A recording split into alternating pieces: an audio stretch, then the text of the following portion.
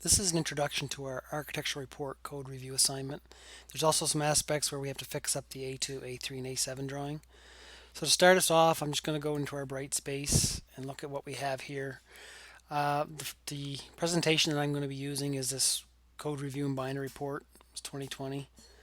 Um, if it's a new year, it might say something different. This is the PowerPoint that we have. And just want to point out, so this project here actually is this architectural section. I just want to draw on this. So what we're concerned about here is this ARC 1004, the architectural CAD component. So basically, there's a bunch of courses where we do components of this final binder. So the technical report is in a different class called COM 1022 technical report. But the architectural 1004 is your very first class where we start to add to this binder. So we'll do the architectural CAD one in this class, and then when you do other classes like structural or plumbing, electrical, those will be other classes where you'll do a very similar type thing as what we're going to do in this class. So this architectural section feeds into this report, and it's the starting point, but it's only a small portion of the overall report. This particular report's worth 20%. You have to do a code review section. There's also sort of a section where you have to arrange it in a report style with titles and cover pages and write-ups for different sections. So that's basically all going to come together, and I'll show you how to put that together in a minute. And you're also going to include your final corrected drawing. So all of your architectural drawings that we've done up to this point, right from the site plan all the way to the wall section, we're going to, any markups that you've had in those from previous classes, they all should be fixed up and be 100% correct. So the site plan was from AutoCAD, floor plan, fixture plan is from the technical computer applications class. Is the latest one. It's the latest version that you've worked on. And the A4, A5, A6 we just completed in our Revit project. And then the wall section is going to be, you're going to fix it up for this project. Okay, so as far as submission requirements, there's three things you need to submit. One of them is going to be this report, which I'll go through in a second. There's also going to be some AutoCAD files that you have to submit and an Excel file. So there's three submissions. For the report, what I would, this little thing up here says for the report, I'd love to be able to have just one complete document PDF. I mean, it could be over 100 pages long, but just one file would be preferred. But I understand a lot of you would not have PDF software that could combine files together. So in that case, if you can't combine them, I'm going to ask you that you send in individual PDF files for each section, and I want you to number them sequentially. So maybe you might take the title page and the table contents. Maybe that's one PDF file that you created with Word. You could name that number 1 and submit that. And then you'll have a next section called General Requirements. Maybe you include it. Maybe this is all included in one PDF file. If not, label them sequentially, because I'll take all the files that you send me, the individual PDF files, and I can put them together as one report. So the third section here is general requirements. There's a little short write-up that has to go with that. You can look at the sample on Brightspace to give you an idea of what should be included. There's going to be a code review section. Now the code review, there's a short little write-up in it. But when we actually do the code review, we're going to take the Excel spreadsheet. It's a template where we go through step by step. We're going to fill it all in according to the code. We're going to analyze your building with the code, and you're going to print off 3 pages from the Excel spreadsheet. So those 3 pages go into this overall report. Plus, you're going to submit the Excel spreadsheet. Then there's going to be the 2 to 3 page City of Fredericton zoning sheets. This is the same sheets that you use in your site plan, and it's the information where it tells you what zone your building's in, what the setbacks are, maximum areas and different things like that. It's usually 2 pages, sometimes it might be 3. So that all goes in the code review section. Then at the end of general requirements and code review, you have a section where it's going to be called Division 1 General Requirements. Now, division, this is referring to master format, which we'll talk about master format in another video. But this basically is going to be a section page. So I just want a page with, probably big letters. All it's going to say on it is Division 1 General Requirements. And then that's after this is where you're going to start putting the general requirements. So it's sort of like a section page in the middle of the document. And then in that section, you're going to include any general requirements. So you could go look on the internet, try to find a Division 1 general requirements for some other job or project. It's just a sample that we're going to include in our document. We're certainly not going to take our time to write the general requirements. And as a default, you can always go to Brightspace. I have a sample of a general requirements in there. You could just include that one, but I encourage you to go look for your own. Number 7, the next section is going to be existing conditions in geotechnical report. Again, this is falling under this general requirements section. Or actually, it's not. It's a new section in the report called existing conditions geotechnical report. There's going to be a short write-up or introduction to that as well. Look at the sample to see what we're looking for. Following that little write-up, there's another section page, so sort of like a title page in the middle of the document. And this one's going to be Division 2, which is another master format division called existing conditions. Okay, that's one single page. On the next after that, you're going to include 2 more samples. Here you're going to include a sample of some sort of existing conditions report. It may say Division 2. So look on the internet, see if you can find one. If you can't find one, there is a sample on Brightspace which you can include in here. Then you're going to find a sample of any geotechnical report. So again, look on the internet, see if you can find just an example of a geotechnical report. If you can't find one, there is a sample on Brightspace.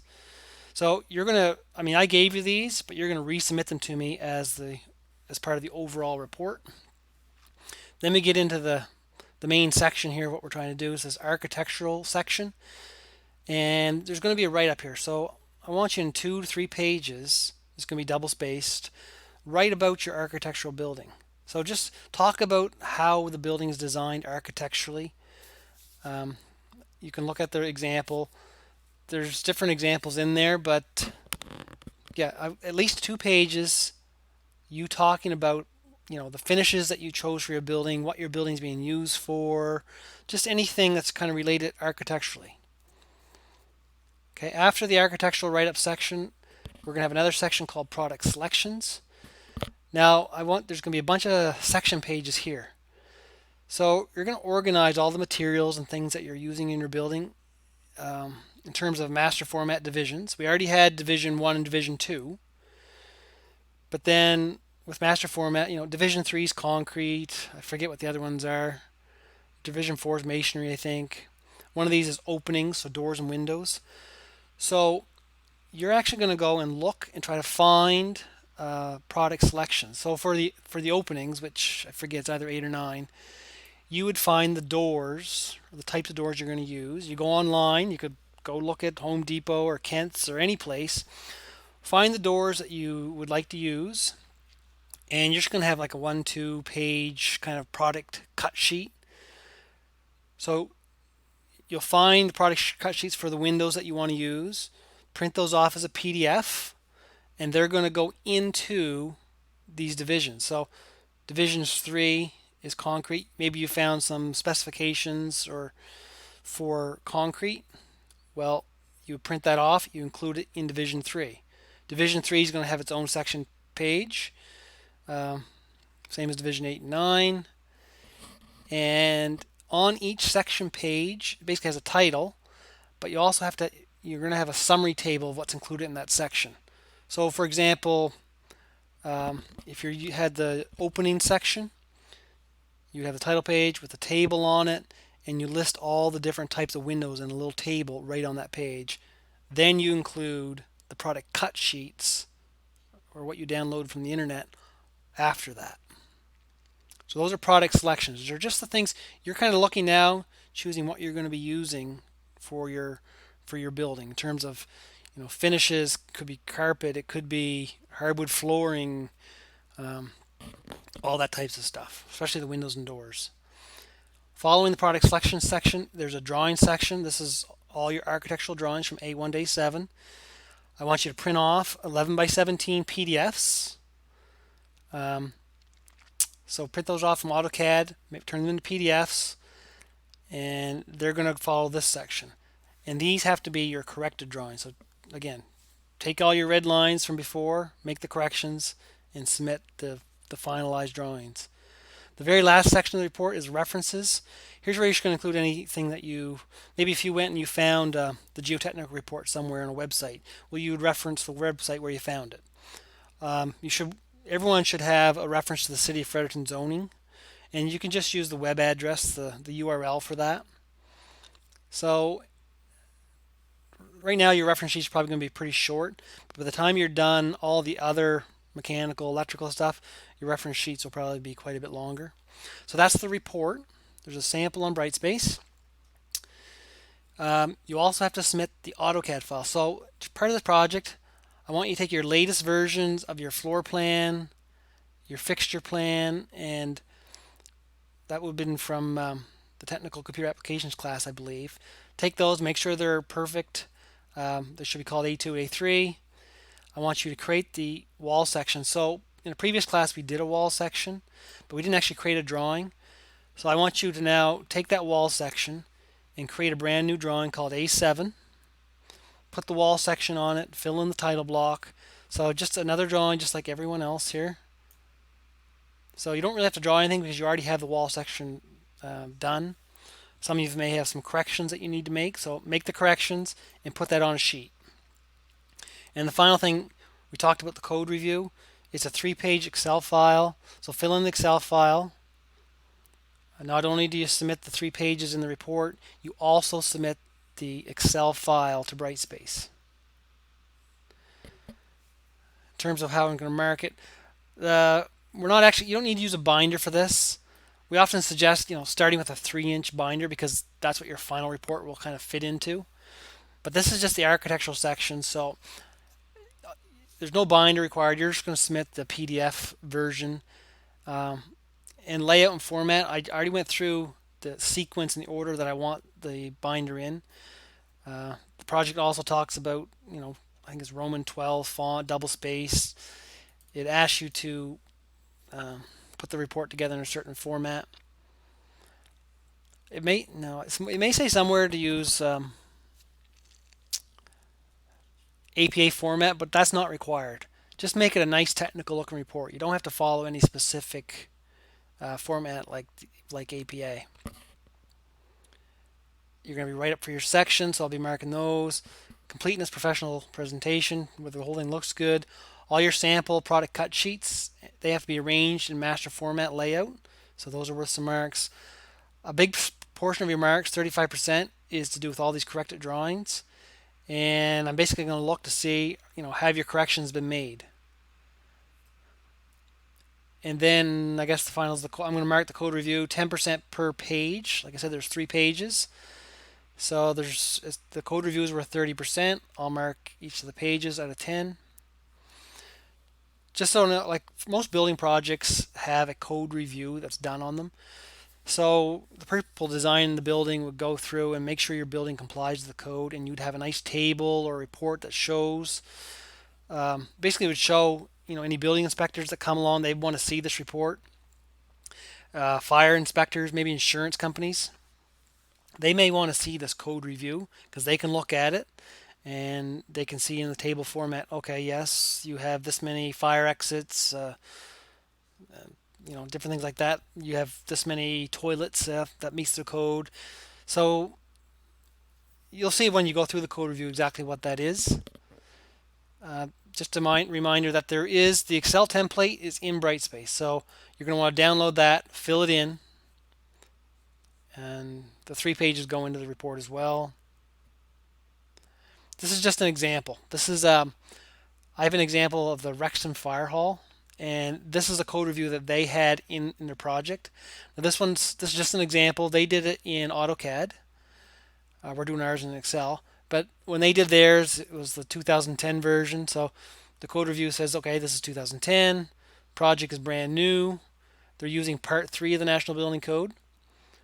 Part 9 is more of the residential stuff. So they're using Part 3. You have to classify what's the occupancy of the building, like what's it being used for. This particular one was, actually there's three of them. There's A2, assembly.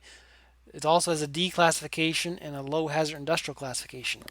Your building's only going to have one classification. They had three. And everywhere, like they have references to the code. So section 3.1.2.1, that's where you'd find this information. They have the size of the building, area, number of stories, height, length, and width of the building. It tells you there's 2 streets, because there's code references that refer to the number of streets. So they got the building classification. Is the building going to be sprinklered? Fire hall's not sprinklered, so they don't have sprinklers. Different things. Standpipe required, fire alarm. We're going to go through something very similar. I won't spend too much time on this. They calculate the total occupant load for their fire hall. They calculated a value of 30 people.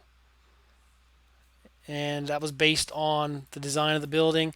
There's also another method based on area per person. And this is kind of the method we're going to be using when we go through our code review. So they use this one. We're going to use this other one. The exit capacity of the door. So the door your openings need to be at least 183 millimeters. We're going to do a very similar calculation, and so forth. You can look at that, but that was just an example of a code review. Our code review is going to look like this. This is the Excel sheet spread out, or Excel file printout, which is 3 pages, 1, 2, 3. You'll see everywhere there's red in this, those are values that you're going to have to go through and fill out. Most of the other stuff is already kind of pre-populated. So just to go through the code review, these are just screenshots from the Excel sheet. And so I need to show you how to do the code review. Like I said, all the red stuff you need to fill in. So name of your building, you're going to include that. Yours is going to be unique. If you don't have an address already, make one up. Your project number is going to be your year of graduation and your initials. So this one's a little different. Owner of the building, it could be you, or you could make something up there.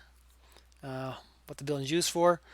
Everybody's building is going to be new, so everyone will have an X here, new. Now the next little section is, this is all, you would find this stuff on a code review. What is the name? Who's basically designing all this stuff? So you could have an architectural firm do the architectural design. You could have different firms do the structural, mechanical, and electrical design. So you could basically make up some design engineering companies here. Maybe you have the same company doing all of this stuff. In that case, you'd use the same name across there. But if you want to make up different companies to do the different components, you could add a different name in each one of these. The thing is, you can just make this up. It could be MBCC Design Build Firm. It could be anything. The building is going to be designed. You're going to put an X there. National Building Code 2015. It's going to be designed to Part 3. So everyone's going to be the same there. The next section is building classifications. So like I said, the fire hall had 3 classifications. Ours is going to have 1. So what is your building used for? This particular example that we're going through here is a library. The library is classified as a group A, and it's actually A2. And these are the code references. So it says table, MBCC, not MBCC, MBC code, table 3.1.21. They basically give different groups and divisions. So not everyone's going to have the same classification for your building. So, for example, some people are going to have a classification of D, because D is business and personal services occupancies. So this is things like retail stores, offices, things like that. Could be law firm, engineering office. Those are going to be classified as group D. So up here, instead of A2, you'd be putting in D up here. There's some here called assembly occupancies. So number 3 is for arena. No one has an arena. Open air. So no one has any of these occupancies here. A very common one is this A2. And A2 is assembly occupancy. So places where people come to assemble together. So ones that aren't classified anywhere else. So we didn't, this one wasn't classified.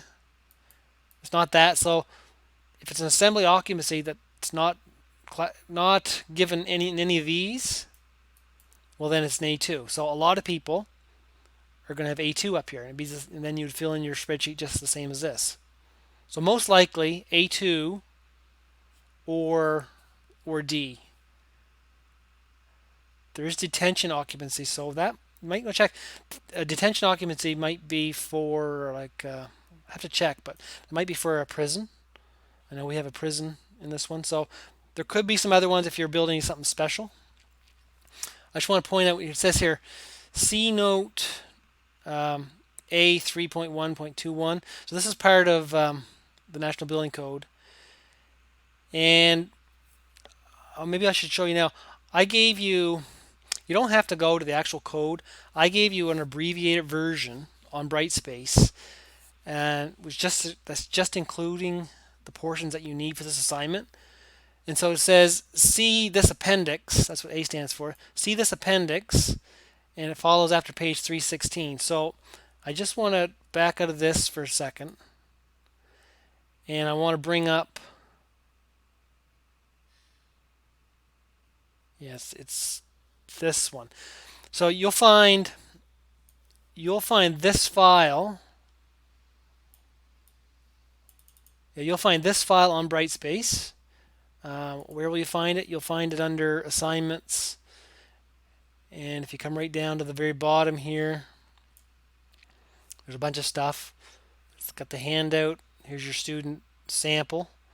Here's the Code Review Excel template. This is the Excel program you can use. There's a couple in here where I've got the full report for the technical report class. So this includes everything in case you're interested. Both of those do include the architectural section, but they also include all the other sections as well. So it's just another example. What else we got here? I might as well show you while I'm here. These are the general requirements sample that you could use for Division 1. For Division 2, there's a sample for existing conditions. Here is the sample for the geotechnical report. So you could just include those in your report if you like. Now these last two, it's the National Building Code Relevant Code Review Excerpts, Part 1, and then there's a Part 2. So I'm going to show you Part 1 right now. So this is Part 1. It's 62 pages long. I just took out things that are relevant, and I kind of put a lot of stars beside them. This basically says every building needs to be classified. That's like the A2 or the Class D. And then it gives you that table that I showed you. So this says, if you go to after page 316, so if we just scroll down in this file, there's page 3.5, there's 3.6.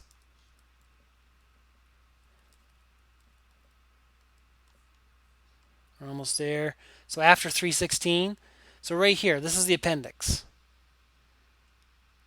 And if you want to kind of see what your building might fall under, this gives you some examples of major occupancies. So if you're looking at this and you have a church, well, the church is going to fall under group A2. It's an assembly occupancy not classified elsewhere.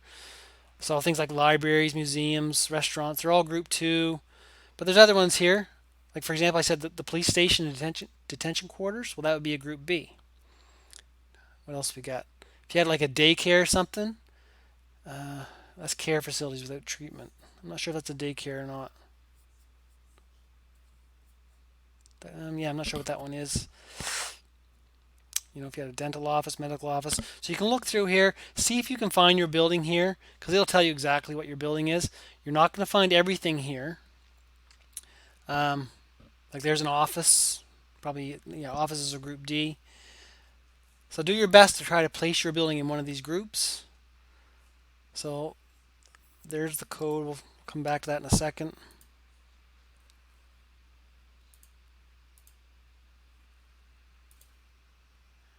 Okay, back to the PowerPoint. So once you find out what your building is, you put it in there.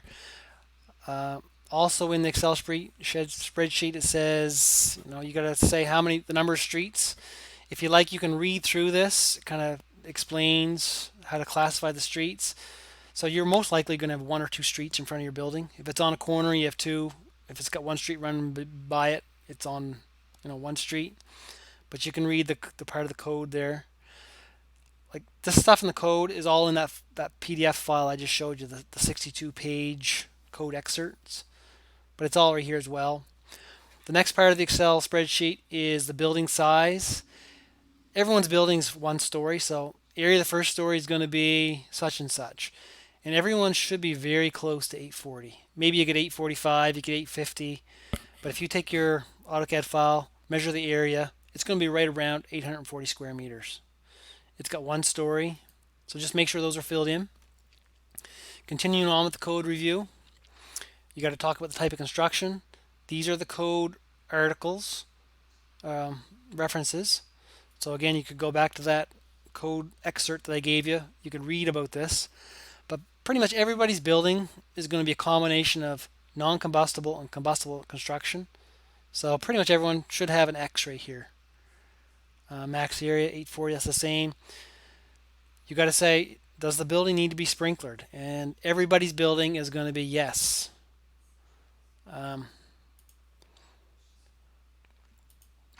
Does the building require fire alarm?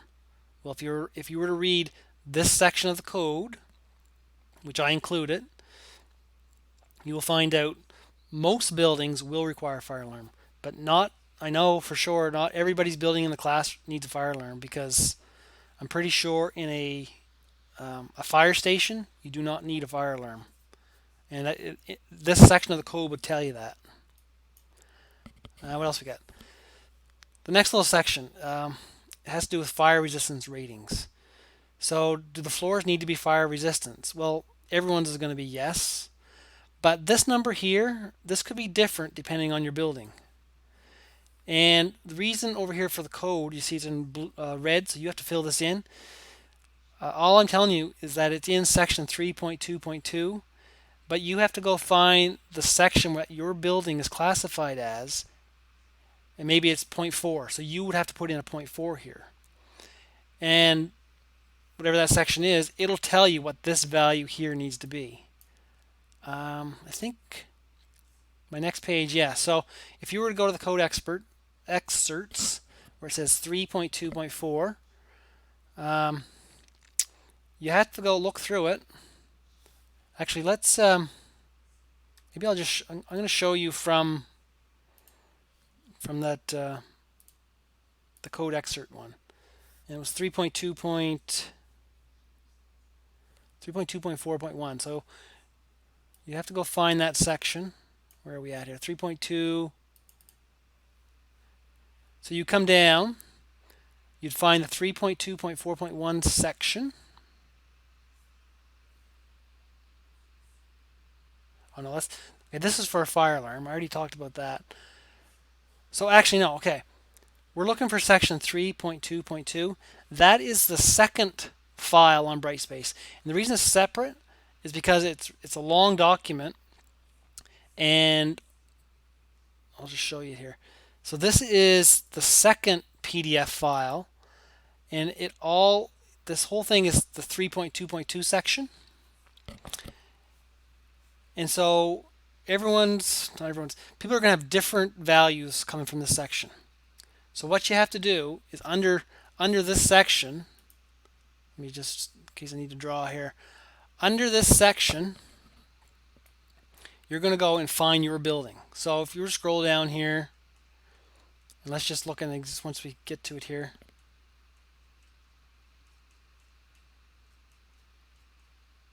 Soon. Okay, so starting here, it starts going to the section. So here's section 20. This is for a Group A Division 1 building, which you determined previously. This particular one says for any height, any area, and if it's sprinklered. So that's a pretty generic one. This one, if you look if you read through this, you would find floor assembly shall be fire separations with a fire resistant rating not less than 2 hours. So if your building was this, it could be a Group A Division 1, but if you want to use this section of the code, well, your floors, if you don't specify the height in the area, your floors have to have at least a 2-hour fire resistant rating. Well, if you come down a little bit farther, you still got a Group A Division 1, but this one is a little more specific. It's 1 story, limited area, it's sprinklered.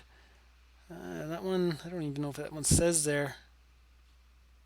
Yeah, it has a fire resistant. That one there, it's, it can use a fire resistant rating of 45 minutes.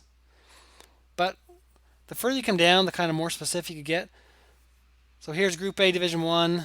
This is a 1-story building, which everyone's is. It's sprinklered. If you read through that, you would probably find 45 minutes for the floor, 45 minutes for the walls, so you could put that in your building. Like I said, a lot of you guys will have a Group A Division 2 building.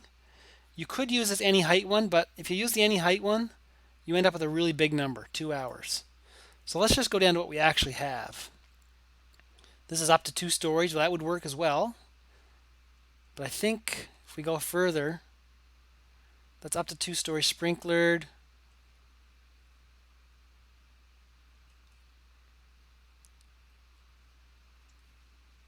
It's in Division 3. So I think the best we can do, this one doesn't actually give you the information in it.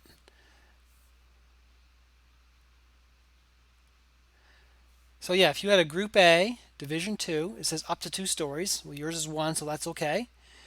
I'm not sure what increased area means. Your building is sprinklered. So if that's your building, you come down, you'd read through here, you'd find that the floors need to have 45 minutes. You'd find that the load-bearing walls need to have 45 minutes. So if that was yours, you would take note of this, include that number in the spreadsheet, and include these 45 minutes. So you find your building and you're good to go. Let's get back here again. And that's just showing an example. So you fill this in over here. You state whether it's 45 minutes, maybe it's 2 hours. Depends on your building. You don't have mezzanines, so you can just put a no there. Oops. And then the next section of the code review is fire resistance rating of rooms.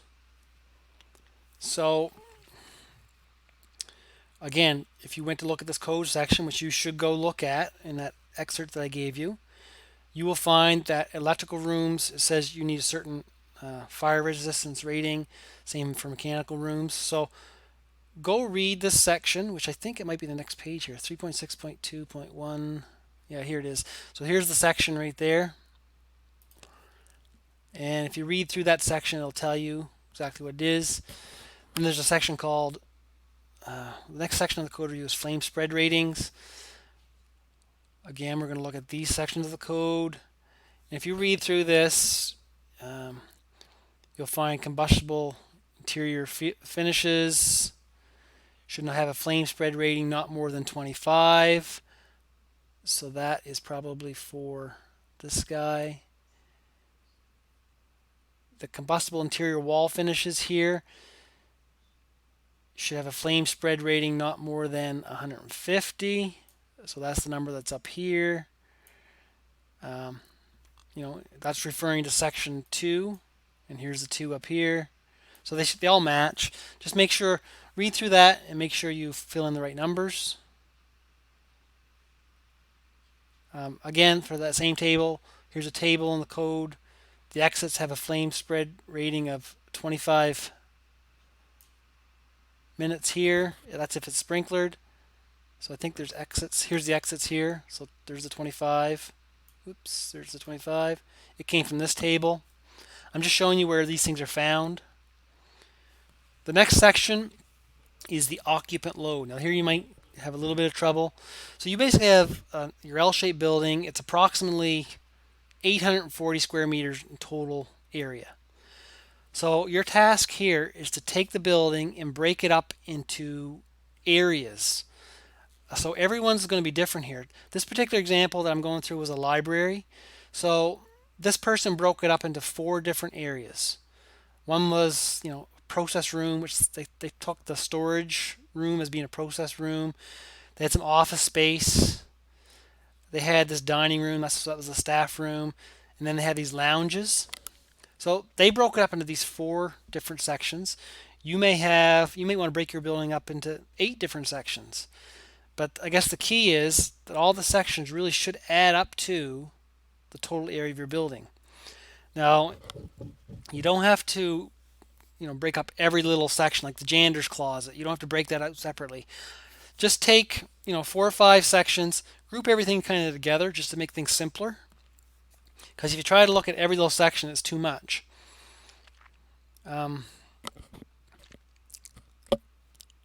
Okay, I'll come back to this in just 1 second. In the code, this table here, occupant load. So these are the types of sections that you need to break your building up into. So for example, if you have in your building where people kind of assemble.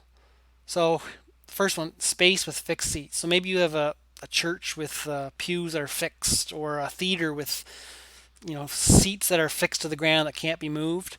Well, in this case, it says go read number 1, which isn't on this slide. So you go down to the little footnote on this table and read what that says, and it'll tell you what to use here. But maybe you have, let's see, even if you have a standing space.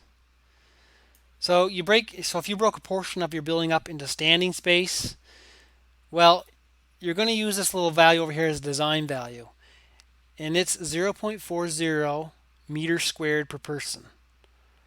So that's the design value which we will use in our table. What else that we have here? Here's just as an example, assembly use. Here's the one, dining. So if you break up your staff room, you could call it a dining cafeteria space, and you're going to use a value of 1.2. So let's go back. We knew we had a dining one here. Here's dining. They said for their building, the staff room was 35 square meters. And there's that 1.2 value that we just got from that table. So with the area and this design value, the spreadsheet will do a calculation. Essentially 35 divided by 1.2 gives you 30 people. So the maximum load that you're going to expect in that staff room is 30 people. We're trying to figure out the amount of people that are going to be in the building. Just look at another one here. They had the storage space up here. They had a value of 4.6. Let's see where that came from. Where's storage? I'm not sure where storage is. Somewhere there's another table that goes on with this. Yeah, I don't see it actually. But if you had an office building, you would break it up into the section, how many square meters of offices are there? In that case, you would use a value of 9.3. You would, I guess here's an office right here. There's the office. They used a value of 9.3. 200 divided by 9.3 gives you 22 people. Okay, so break your area up into probably at least 4 or 5 different areas. Combine some little things in one of the bigger areas. Just basically simplify it a little bit. Hopefully that makes sense. Then the spreadsheet will make these calculations. And so if you add all these up, it adds up to 299 people. So that's going to be our design load for our building. This will come into play later in your code review, and it's going to impact like how many toilets and things you need. So there, keep that number in mind, 299. This section of the code tells you, you basically can design it, you can set your occupant load based on the design of the building, or you go through this table. You kind of take the worst case scenario. But I want you to go through this process. So we just figured out 299 people is the design load for the building based on that table. The next section is the exposed building face. Okay, so your building has 4 sides, front, back, left, and right. So go to your elevation drawings, figure out your dimensions like length and height of your building, figure out the square meters of each side of your building. So you can do that from your Revit files. So that'll be these four numbers. Then there's a thing called limiting distance. Now limiting distance, it's in the code, and it refers to, basically it's the distance from your face of your building to either the property line, or sometimes it's to the center line of a road, or if you have two buildings within the same property line, the limiting distance would be the distance from the building edge to the midway point between the two buildings. So there's different definitions for what limiting distance could be. In your case, you're going to use your site plan. You're going to measure the distance from your building, the outside edge of your building wall, over to your property line. In this case, the front of the building was 6 meters from the property line. The back was 2.5 meters, the left was 2.5, and the right was 3 meters from the property line. Now, with the limiting distance, we'll get to that in a second. Also, from your elevation drawings, you're going to see doors and windows. You're going to calculate the area for all the doors and windows in your building. So on the front side of this particular building, at 153 square meters was the overall area. That was length times the height. And then this person would have calculated the areas of all the windows and doors. And whatever it was, they basically calculate the percentage of that 153. So 15% of that entire front wall is doors and windows. So that's percent open. So they did that for all four sides. And that's just the percentage of doors and windows over the overall area. The reason that's important, so if we just look at, let's go to this next table here. This talks about limiting distance. So here's a table in the code. And for example, this building face, the maximum area, if it's 150 or more, so we know that that front side that we just looked at, it was 150 square meters or more. It was just over 150. So we go to this row of the table. This headings up here, these are the limiting distance. That front area, if you recall, the limiting distance was 6 meters. So from this table, we can come over and down, and we get this number called 52. And now that is the area of unprotected openings in percentages. So with that building area and that limiting distance, the code's saying, well, you could have up to 52% of that wall can be doors and windows that are not protected. And not protected means there's no sprinkler system at the doors and windows. So you could have as many doors and windows as you want as long as you put a sprinkler system there and protect them from fire spreading. But we're going to assume that all your doors and windows are not protected. So this says you can have up to 52% of that wall can be unprotected doors and windows. Well, then from the code we say we only have 15, so we are well below 52%. So the code inspector would look at that and say, okay, this is good. It meets the requirements. There's no problem with fire spreading from one building to the next. Because that's the whole thing about limiting distances, is you're trying to limit fire spreading from one building to the next. This would become a real problem if you're like in a downtown where buildings are really close together, because that's when this really comes into play. So that's that section on limiting distances. You're going to fill in all your walls are all non-combustible, so you'll have X there. And for the fire rating of the walls, I'm not going to get you to calculate this or anything. So for your 4 walls, I just want you to assume they're all 1 hour fire rating. So all you need to do is make sure 1 hour is in this location on your code review. So that's that. The next section is exits and accessibility. Does your building have an elevator? No, it doesn't.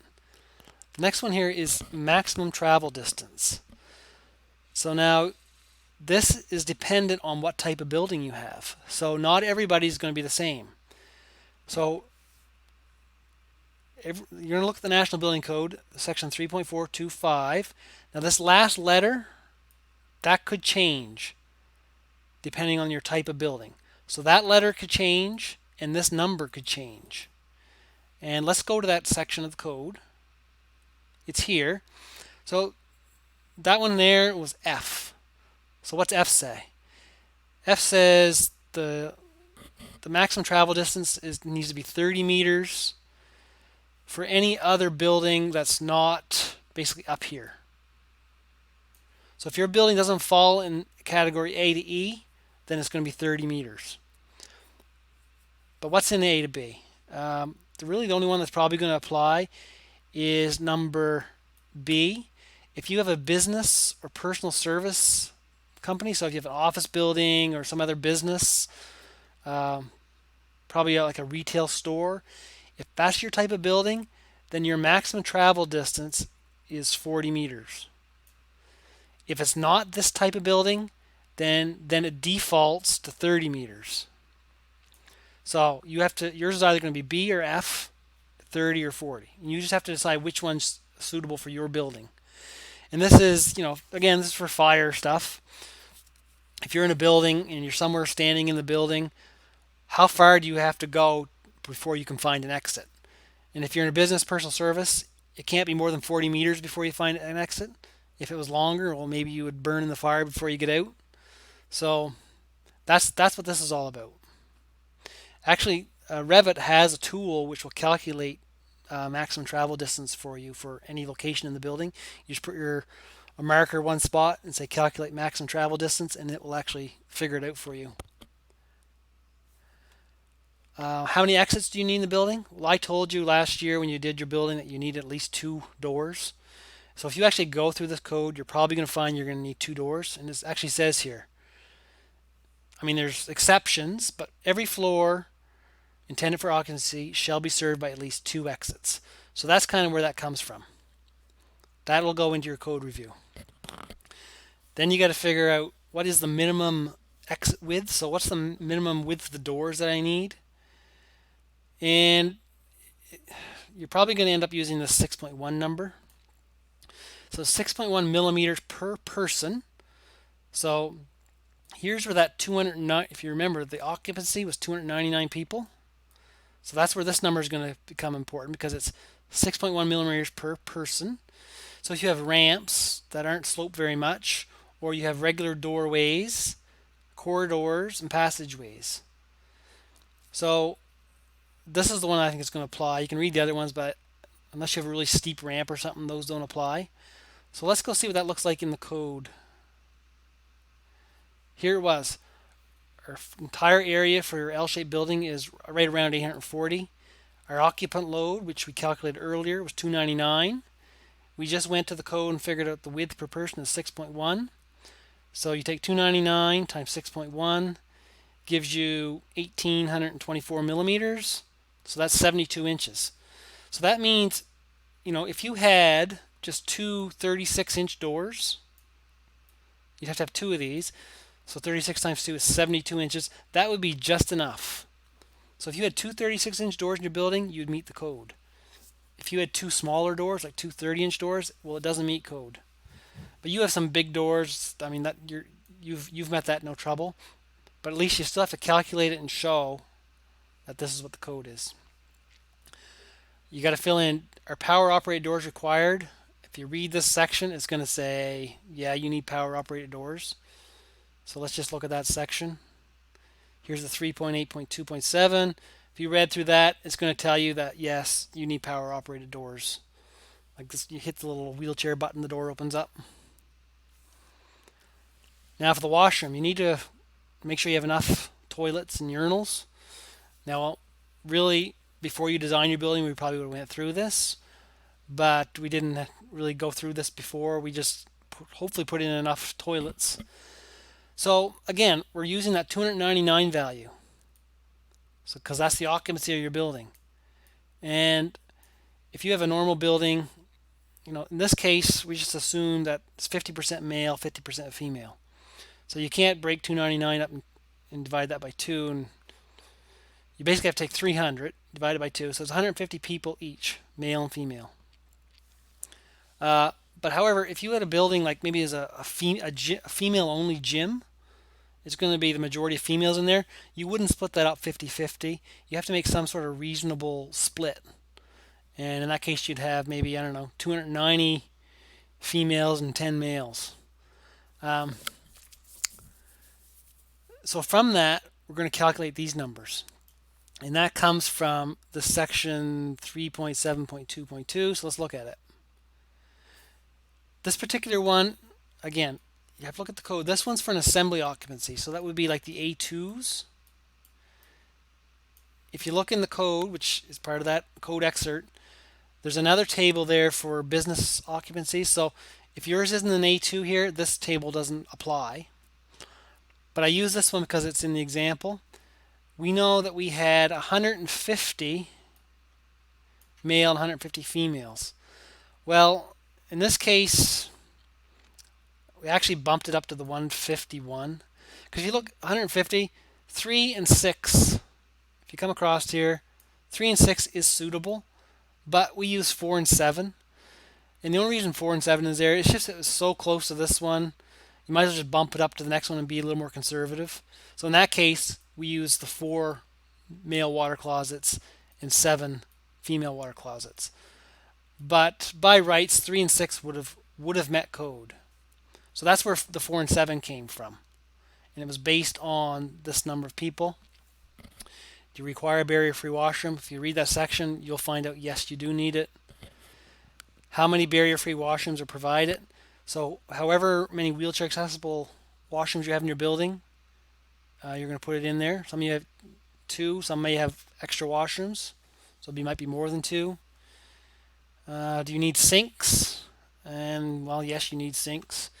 And I mean the code here, if you read through that, it'll tell you how much you need. This actually tells you how many sinks you need for every, how many flushes you have. So that's in the code. Like I said, it depends on the occupancy type. If you have a D group, well, there's a different table that you need to use. Okay, this is the last of the third page. You basically have to go through this and check. So these are all the code sections. You could read through those and find out, but essentially everybody's going to have these same things. Everyone's going to have a water supply, sprinkler system. Now the standpipe, it is for fire protection. And this is if you have like a stairwell with multiple levels. Usually have this pipe that goes up through the stairwells, and it's for fire protection. So since you only have a single level building, you actually don't need a standpipe. So I mean that could actually, you probably should have put an X there. It's not required. Fire extinguisher, fire alarm system. So everyone I think will have a fire alarm system, except maybe the fire station might not. I guess, yeah, smoke detector. So you go through there. Basically, these are going to be yes for everybody, except the standpipe's going to be no. And normally you would go and sign the thing as well, but since we're handing in PDF, you don't have to sign this. So that I just went through the full Excel spreadsheet.